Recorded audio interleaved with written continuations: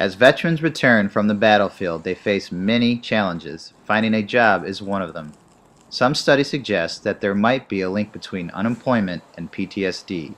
At a Hiring Our Heroes event in New Jersey, employers and government officials shed light on the issue. Veterans Affairs has a clear plan. Richard Manis explains. Naturally provide employment through a extensively developed plan to mitigate the symptoms of disabilities and get a veteran viably employed, utilizing all the services of the Veterans Administration and any ancillary environments that we can provide. Companies discuss the hiring process they go through when evaluating a potential candidate and if PTSD is part of that process. I think it comes from within. It's definitely what you're willing to bring to the table. I don't look at background so much as I look at the person in front of me and what they're willing to put out right now. When I take a look at resumes with veterans, I actually prefer them because they tend to show up and actually work and do what you tell them to do. But I don't take PTSD into consideration whatsoever. It's definitely not an issue with us. We hire disabled vets, as long as they can physically do the work. We're happy to have them. Some employers, through better education, are more aware of PTSD symptoms and the accommodations needed to help mitigate them. PTSD is something that is treatable. Often anti-anxiety medications or antidepressants can help address a lot of the symptoms. It may never be anything that comes to the fore where the employer is concerned.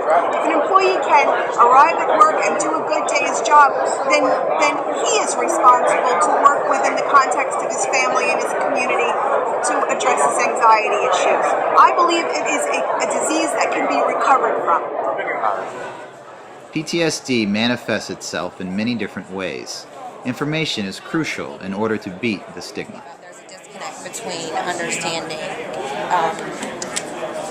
exactly what PTSD is and how it might manifest itself for employees. That some employers may think that everything's fine because everybody looks fine and work's getting done, but so that on one hand and they think everything's great, or they might think that PTSD is just what they hear about.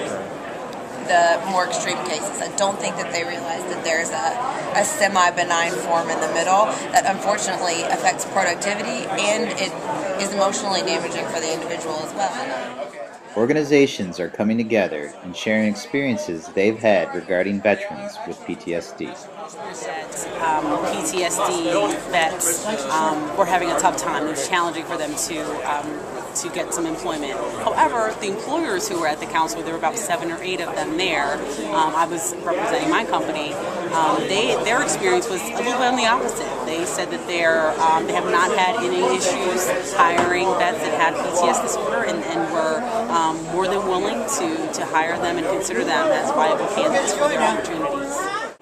Bias is a tough thing to prove, but events like these show that companies value what veterans can bring to the table.